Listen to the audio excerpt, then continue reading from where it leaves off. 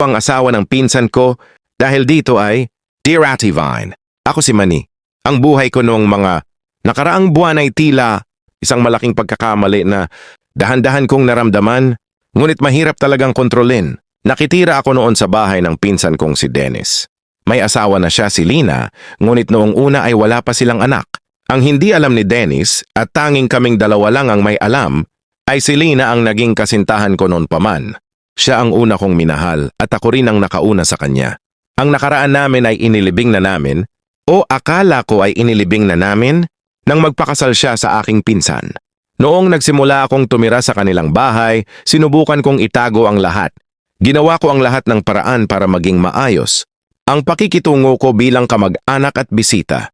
Ngunit ang damdamin ay hindi madaling utusan. Yaming tayo bumangon. Sa loob ng halos 5 buwan na pananatili ko doon, unti-unting nabuo muli ang ugnayan namin ni Lina, mga tingin na may ibang kahulugan, mga usapang hindi dapat marinig ng iba, at ang damdaming akala ko ay patay na, muling nabuhay. Inaamin ko nagpatuloy kami sa kung anong meron kami noon. May bahagi sa akin na hindi makalimot. Sa kabila ng katotohanang may asawa na siya at asawa pa ng aking sariling pinsan, may sinasabi ang puso ko na parang siya pa rin ang akin. Pakiramdam ko ay may connection pa rin na mahirap putulin.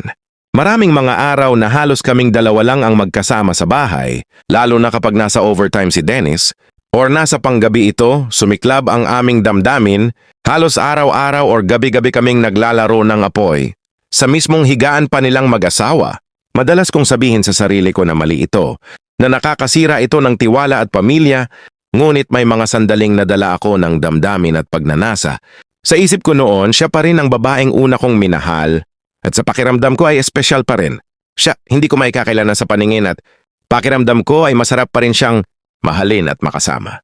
Ngunit hindi nagtagal, dumating ang katotohanang gumising sa aking diwa. Nalaman kong buntis na si Lina. Sa sandaling iyon, parang binuhusan ako ng malamig na tubig. Doon ko lubos na naunawaan ang bigat ng aking ginagawa. Ang batang dinadala niya ay aking anak. Ngunit alam ko na siya ay may asawa na at mas mainam na ito ay magiging anak nila ni Dennis. Ang kinabukasan ng pamilyang iyon ay nasa sinapupunan na niya. Kung magpapatuloy pa ako, hindi lang ako magiging sanhi ng pagkasira ng tiwala, kundi magdadala ako ng gulo at sakit sa isang sanggol na wala namang kasalanan. Kaya kahit napakabigat sa pakiramdam, kahit mahal ko pa rin siya at mahirap tanggapin na kailangan ng huminto, ginawa ko ang alam kong tama. Lumayas ako. Umalis ako sa kanilang bahay ng tahimik, nang hindi nagiiwan ng gulo o paliwanag na makakasakit sa kanila. Ang layunin ko ay bigyan sila ng katahimikan, ng pagkakataong bumuo ng pamilya nang walang anino ng aming nakaraan at kasalanan. Alam ko ngayon ng malinaw, wala na akong karapatan kay Lina. Kahit na siya ang una, kahit na may natitira pa ring pagmamahal sa puso ko, ang katotohanang siya ay may asawa at magiging ina na ang nagtatakda ng hangganan. Ang panagsalis ko ay hindi pagsuko ng pagmamahal, kundi pagtanggap sa katotohanan at paggalang sa kung ano ang tama. Ito ang aking karanasan. Puno ng pagkakamali, ng matinding damdamin, ngunit sa huli ay pinili ko ang tahimik na paglayo para sa ikabubuti ng lahat.